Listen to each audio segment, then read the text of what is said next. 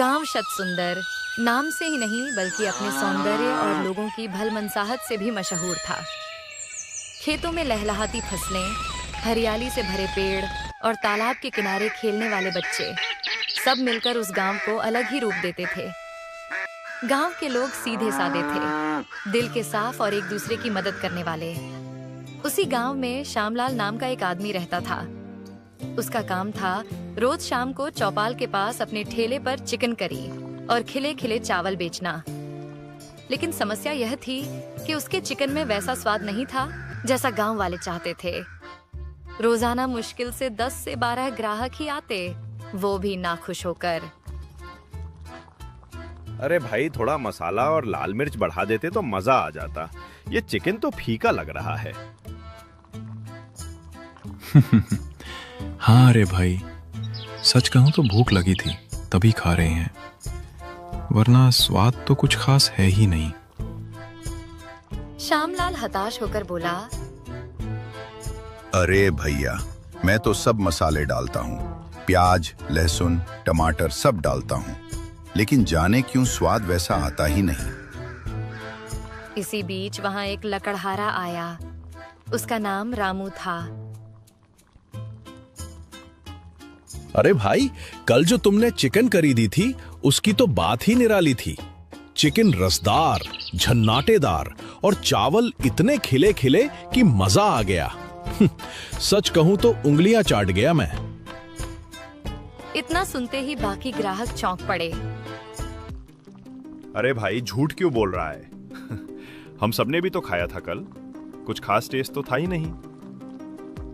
क्यों रे, तू कहीं इसका रिश्तेदार तो नहीं है जो ऐसी झूठी तारीफ कर रहा है? रामू ने गंभीर स्वर में जवाब दिया, नहीं भाई, मैं सच कह रहा हूं। मेरे लिए तो कल का चिकन बहुत स्वादिष्ट था। शायद तुम लोगों की जीभ को पहचान नहीं रही। छोड़ो यार, ये तो पक्का दोस्ती निभा रहा है। अच्छा भाई, 1 प्लेट चिकन करी और चावल मेरे लिए भी पैक कर दो। ये मेरा मिट्टी का मटका है, इसमें डाल दो। जंगल जाते हुए आराम से खा लूंगा। श्यामलाल ने सिर हिलाया और प्लेट तैयार की, करी मटके में डाली और चावल पत्ते में बांधकर दे दिया। रामू अपने बोझे के साथ जंगल की ओर निकल पड़ा। जंगल पहुंचकर उसने लकड़ियां काटी। थकान से उसका शरीर चूर हो गया। उसने मटका खोला और चिकन करी देख मुस्कुरा उठा। अरे यार, ये तो ठंडी हो गई। चलो, जैसे कल गरम किया था वैसे ही आज भी कर लेता हूँ। उसने पास की लकड़ी उठाई, आग जलाई और मटके को उसके ऊपर रख दिया। थोड़ी ही देर में भाप उठने लगी। खुशबू जंगल में फैल गई। गरम गरम चिकन और चावल मिलाकर उसने पहला कौर मुंह में डाला और आंखें बंद कर बोला, वाह, क्या लोग हैं गांव के, स्वाद की पहचान ही नहीं है। ये चिकन करी तो लाजवाब है। चावल तो ऐसे हैं जैसे मोतियों की लड़ियां। वह तृप्त होकर खाने लगा, मानो उसके लिए वही सबसे बड़ा भोज था। उधर श्यामलाल अपना ठेला समेटकर घर पहुंचा। बचे हुए चिकन की हांडी लेकर अंदर गया। उसकी पत्नी मधु रसोई में इंतजार कर रही थी। क्या जी, आज भी चिकन करी बच गई? श्यामलाल ने गहरी सांस ली और बोला, हाँ मधु, थोड़ी बच गई है। कितनी भी मेहनत कर लूं, लोगों को स्वाद ही नहीं आता। लगता है मेरे हाथों में वो जादू ही नहीं। छोड़ो जी, लोग क्या कहते हैं वो उनकी बात है। चलो, अब हम दोनों मिलकर खा लेते हैं। दोनों बैठे और बचे हुए चिकन और चावल खाकर रात को सो गए।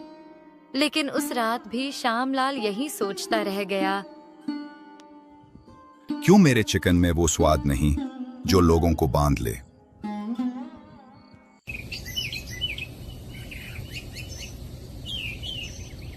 अगले दिन सुबह सुबह ही श्यामलाल उठ गया।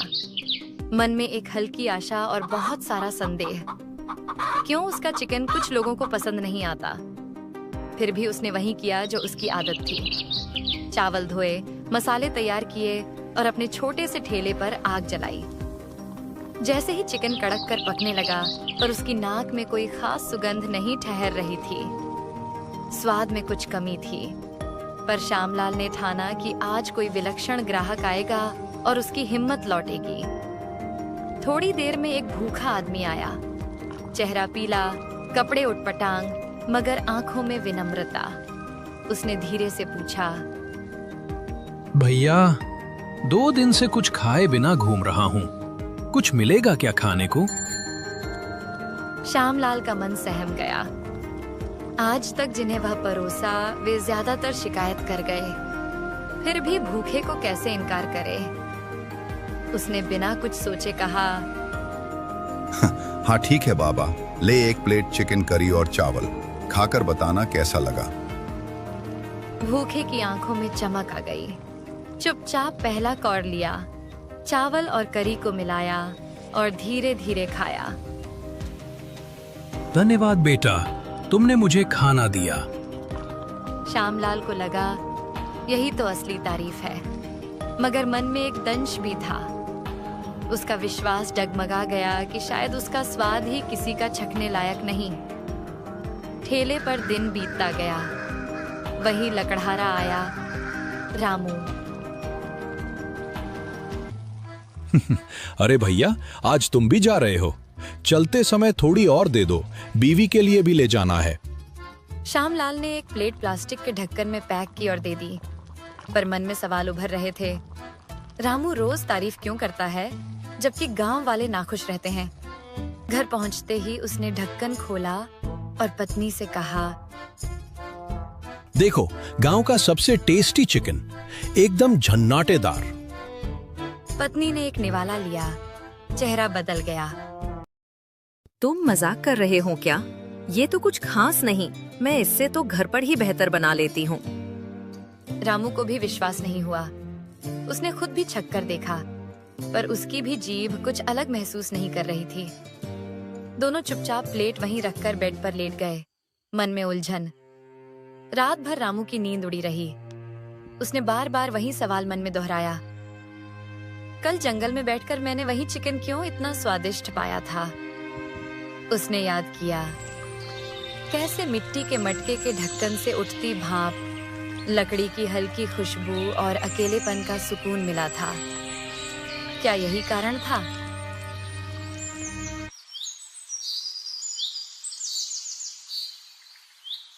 सुबह सुबह रामू लकड़ियां बांधने निकल पड़ा, मगर उसके दिमाग में कल रात की वही उलझन घूम रही थी। जंगल में गरम किया हुआ चिकन ही क्यों लाजवाब लगा?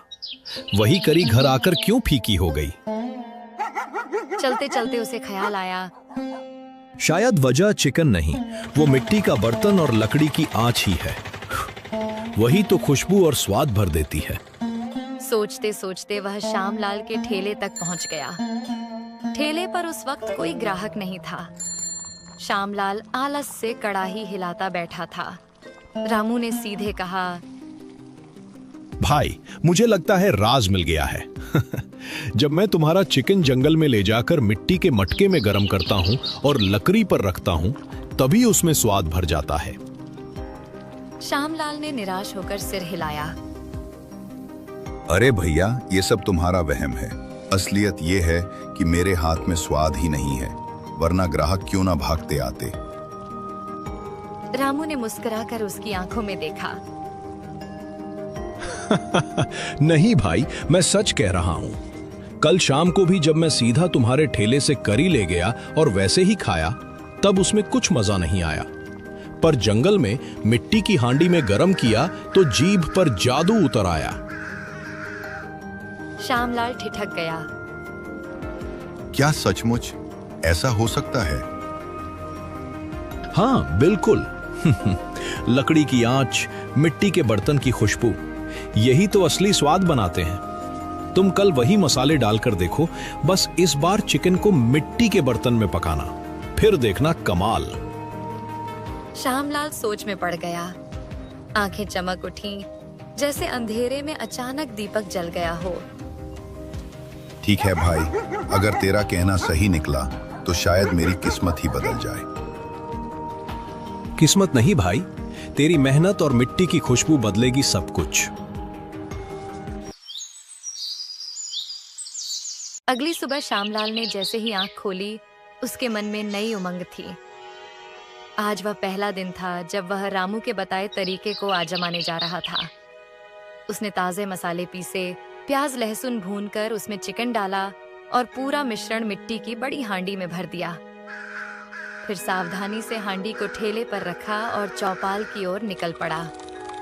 चौराहे पर पहुंचकर उसने धीमी आंच पर चिकन पकाना शुरू किया। थोड़ी ही देर में मिट्टी की हांडी से भाप उठने लगी और चारों तरफ लाजवाब खुशबू फैल गई। हवा में एक अलग सी खुशबू घुल गई थी। श्यामलाल खुद भी चौंक गया। अरे, खुशबू तो पहले कभी नहीं आई। लगता है आज कुछ खास होने वाला है। तभी दो आदमी जो कभी कभार उससे चिकन लेते थे, उत्सुक होकर उसके पास आ पहुंचे। अरे भाई, आज तो बड़ी गजब खुशबू आ रही है। कोई नया मसाला डाला है क्या? और ये मिट्टी की हांडी, तुम कब से इसमें चिकन पकाने लगे? भाइयों, आज से ही ये नया तरीका अपनाया है। मसाले वही हैं, पर हांडी और लकड़ी की आंच का कमाल है। खाकर बताओ कैसी बनी है। दोनों ने बेसब्री से प्लेट ली और चिकन करी चावल के साथ छका। जैसे ही पहला कौर मुंह में गया, उनकी आंखें चमक उठीं। अरे वाह, ये तो लाजवाब है। रसदार चिकन, मसालेदार करी और चावल ऐसे कि दिल खुश हो गया। सच में भाई, किसने तुम्हें इतना बढ़िया तरीका सिखा दिया? हम तो तुम्हारे दीवाने हो गए। ये सुनते ही श्यामलाल का दिल खुशी से भर आया। उसका चेहरा खिल उठा। थोड़ी ही देर में खुशबू से आकर्षित होकर और लोग भी आ गए। देखते ही देखते उसके ठेले पर भीड़ लग गई। जो लोग पहले कभी शिकायत करते थे, वही अब तारीफों के पुल बांध रहे थे। भाई, ये तो पूरे गांव की सबसे बेहतरीन चिकन करी है। भीड़ इतनी बढ़ गई कि शाम तक उसका सारा चिकन खत्म हो गया। ठेला खाली था, लेकिन पैसे की थैली भर चुकी थी। शाम को घर लौटते हुए उसके चेहरे पर आत्मविश्वास और संतोष झलक रहा था। जैसे ही वह घर पहुंचा, उसकी पत्नी मधु दौड़कर आई। क्या जी, आज फिर बच गया चिकन? नहीं मधु, आज तो सब खत्म हो गया। और देखो कितने पैसे भी मिले। लोग तारीफ करते नहीं थक रहे थे। वाह, किसका शुक्रिया माने? उस लकड़हारे का जिसने तुम्हें नया रास्ता दिखाया, या तुम्हारी मेहनत का जिसने सबको स्वाद चखाया? दोनों का। अगर रामू न होता तो मैं हार मान चुका होता, और अगर मिट्टी की हांडी न होती तो ये खुशबू और स्वाद दुनिया तक कैसे पहुंचता। तो अब समझ गई ना, स्वाद सिर्फ मसालों में नहीं, दिल और तरीके में भी होता है। और इस तरह श्यामलाल और मधु की जिंदगी बदल गई। एक लकड़हारे की सलाह और मिट्टी की हांडी ने उनके जीवन को नया मोड़ दे दिया। Thanks for watching the video. Like, share, and subscribe the channel.